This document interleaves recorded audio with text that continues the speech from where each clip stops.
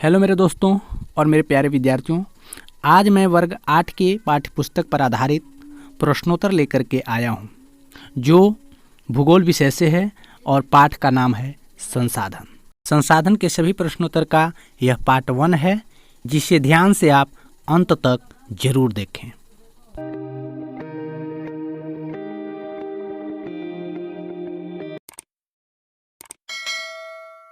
वस्तुनिष्ठ प्रश्न।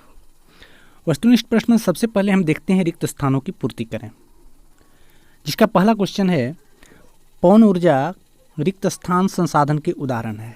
पवन ऊर्जा कौन से संसाधन का उदाहरण है? तो नवीकरणीय संसाधन का उदाहरण है। नेक्स्ट क्वेश्चन देखते हैं, उत्पत्ति के आधार पर संसाधन रिक्त स्थान और रिक्त स्थान दो प्रकार के होते हैं। उत्पत्ति के आधार पर संसाधन कौन कौन प्रकार के होते हैं? तो उत्पत्ति के आधार पर संसाधन अजैव और जैव दो प्रकार के होते हैं। अगला क्वेश्चन देखते हैं, दक्कन लावा पठार में रिक्त स्थान मिट्टी पाई जाती है। कौन सी मिट्टी पाई जाती है दक्कन लावा पठार में? तो काली मिट्टी पाई जाती है। नेक्स्ट क्वेश्चन है, प्रधानमंत्री कौशल विकास योजना वर्ष रिक्त स्थान में प्रारंभ की गई। प्रधानमंत्री कौशल विकास योजना कब प्रारंभ की गई? तो 2016 में प्रारंभ की गई। वस्तुनिष्ठ प्रश्न के अंतर्गत अगला जो क्वेश्चन है वो है सही उत्तर को चिन्हित करें।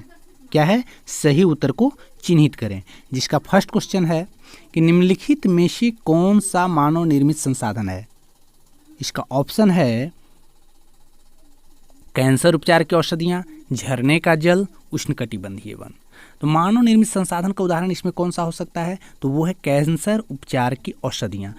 अगला क्वेश्चन है, जैव संसाधन होते हैं। जैव संसाधन क्या होते हैं? तो इसका ऑप्शन है जीव जंतु से व्युत्पन्न, मनुष्य द्वारा निर्मित, निर्जीव वस्तुओं से व्युत्पन्न। तो इसका जो सही उत्तर होगा वो होगा जीव जंतु से व्युत्पन्न।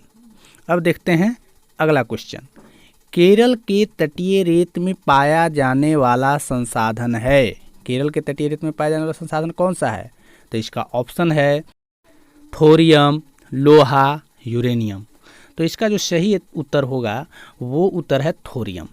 अब देखते हैं अगला क्वेश्चन, सतत पोषणीय विकास की अवधारणा किस सम्मेलन में पहली बार आया?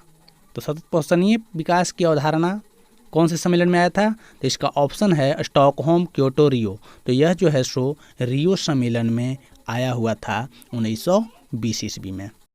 अति लघु उत्तरीय प्रश्न, जिसमें पहला प्रश्न है संसाधन किसे कहते हैं? संसाधन किसे कहा जाता है? तो इसका उत्तर है हमारे चारों ओर पाई जाने वाली वे वस्तुएं जो हमारे लिए उपयोगी होती हैं और बुनियादी आवश्यकता की पूर्ति करती हैं, संसाधन कहलाती है। ठीक है, यानी जो कोई भी वस्तु जो हमारे लिए उपयोगी हो और बुनियादी आवश्यकता की पूर्ति करता हो, संसाधन है। अगला क्वेश्चन, संसाधन के मुख्य कितने प्रकार हैं, संक्षेप में बताइए।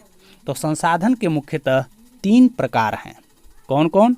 तो पहला है प्राकृतिक संसाधन, दूसरा मानव निर्मित संसाधन और तीसरा है मानव संसाधन। ठीक है, अब देखते हैं आगे, संसाधन संरक्षण महत्वपूर्ण क्यों है? संसाधन संरक्षण क्यों महत्वपूर्ण है? तो इसका उत्तर लिखेंगे, हमारे जीवन में आवश्यकता काफ़ी हो चुकी है, जिसके कारण हम संसाधनों का क्या कर रहे हैं? दोहन बड़े स्तर पर कर रहे हैं। चूँकि प्राकृतिक संसाधन सीमित है और इनके अधिक उपयोग होता है, उसके कारण कभी भी यह समाप्त हो सकता है, इसलिए संसाधन का संरक्षण आवश्यक है। ठीक है, अब देखते हैं अगला क्वेश्चन, सतत पोषणीय विकास क्या है? इसके सिद्धांत को लिखिए। सतत पोषणीय विकास, तो इसका उत्तर लिखेंगे, संसाधनों का उपयोग करने की आवश्यकता और भविष्य के लिए उनके संरक्षण के बीच संतुलन बनाए रखना सतत पोषणीय विकास कहलाता है। ठीक है, यानी संसाधन के उपयोग की जो आवश्यकता है उसको और भविष्य के लिए उनके संरक्षण के बीच जो संतुलन बनाना है, वही सतत पोषणीय विकास है। सतत पोषणीय विकास के सिद्धांत इस प्रकार हैं, सभी नवीकरणीय संसाधन का उपयोग करना, पृथ्वी पर जीवन की विविधता को संरक्षित करना, प्राकृतिक पर्यावरणीय तंत्र की हानि को कम करना और उपभोग को कम करके पुनर्चक्रण पर जोर देना। यानी सतत पोषणीय विकास के सिद्धांत के अंतर्गत नवीकरणीय संसाधनों का उपयोग किया जाता है, जीवन की विविधता को संरक्षित किया जाता है, पर्यावरणीय तंत्र की हानि को कम किया जाता है और उपभोग को कम करके पुनर्चक्रण पर जोर दिया जाता है। ठीक है, अब देखते हैं लघु उत्तरीय प्रश्न। पहला है मानव एक संसाधन है। कैसे? मानव एक संसाधन कैसे है?